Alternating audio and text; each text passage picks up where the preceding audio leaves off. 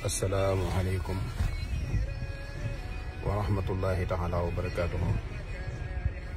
Mbokki taalibe yi, mbokki jullit yi, ñoo ngi leen di siyaare di ñaan jàmm ci réew mi ak ci bitim réew yépp.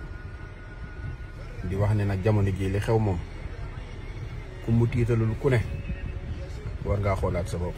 Nit ñaa ngi jeex moom jeex bu doy nit ñaa ngi koy def. Moo tax nag ma ni woon tey naa séddoo ak yéen ñi nga xamante ni bëgg nañ yàlla may leen gudd fan ak wér, sutura si àdduna ak gu àllaaxira, jàmmi àdduna ak ju àllaaxira, nañuy saxal bis bu ñu xëyee di def yaa allahu 66 mooy juróom-benn fukk ak juróom-benn, jàng faatixatul kitaab juróom-ñaar, def yaa rahmaanu 299 mooy ñaari téeméer ak juróom-ñeent fukk ak juróom-ñeent, jàng faatixatul kitaab juróom-ñaari yoon, def yaa rahimu 258 mooy ñaari téeméer ak juróom fukk ak juróom-ñett, jàng faatixa juróom-ñaari yoon. Bu ñu noppee nag ñu tëje ko salaatul faatixa juróom-ñaari yoon. Di ñaan sunu borom musal leen, musal seenu njaboot.